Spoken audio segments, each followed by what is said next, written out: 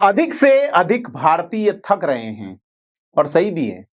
वे ऊंचे टैक्स चुका रहे हैं, फिर भी जिन सेवाओं पे वे निर्भर करते हैं, अस्पताल, स्कूल, सार्वजनिक परिवहन, वे थर्ड क्लास यानी कि तीसरे दर्जे की लगती हैं।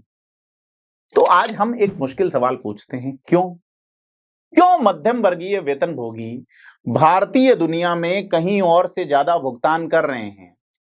सरकार उस पैसे का कर क्या रही है? नमस्कार, मैं प्रदीप हूं, आप फेयर ऑब्जर्वर हिंदी देख रहे हैं। तो आज बात करेंगे कि वेतनभोगी भारतीयों पर टैक्स का बोझ क्यों।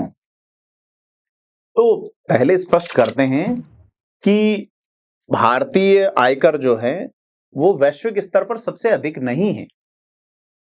वास्तव में उच्चतम सीमांत दर जो है यानी 5 करोड़ वार्षिक आय से ऊपर लगभग 42.7% है, जबकि कनाडा, चीन, यूके और अमेरिका जैसे देशों में यह 45 से 54% तक जाती है।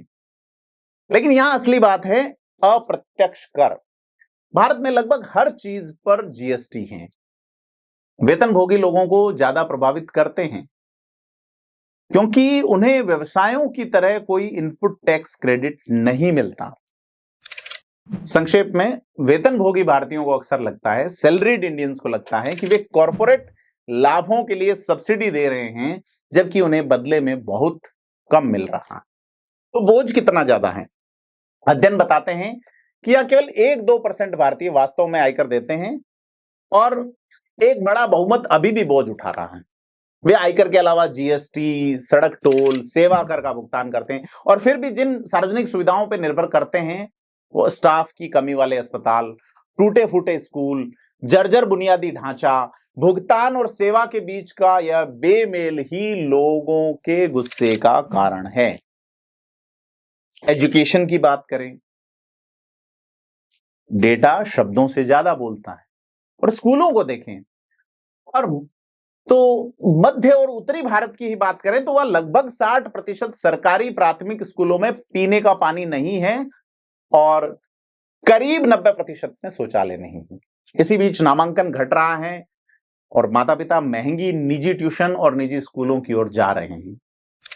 यह कड़वी विडंबना है यह देखते हुए कि वे टैक्स में पहले से ही योगदान कर रहे हैं, उसके बावजूद स्कूली शिक्षा के यह हाल है।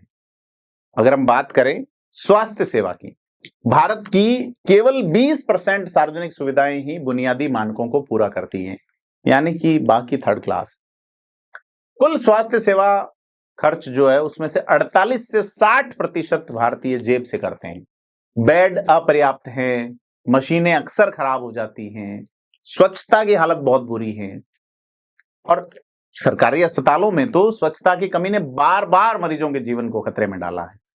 वेतनभोगी भारतीय जो टैक्स में लगातार योगदान करते हैं, अंततः निजी अस्पताल की ओर रुख करते हैं और अपने स्वास्थ्य और पैसे से समझौता करते हैं। पसंद नहीं है, मजबूरी है।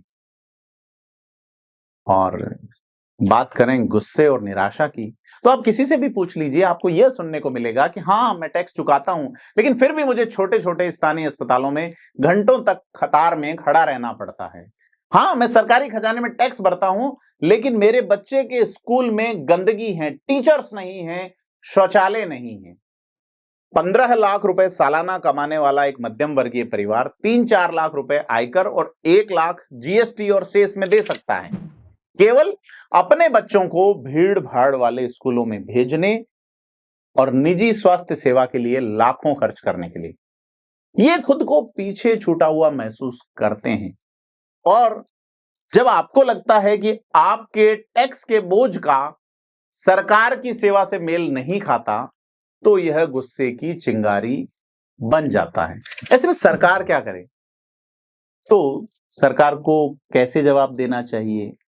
सेवाओं पर सार्वजनिक खर्च बढ़ाना चाहिए, क्योंकि भारत जो है वो हेल्थ पर टोटल जीडीपी का केवल 2.1% करता है, जो कि विश्व स्तर में लगभग सबसे कम है।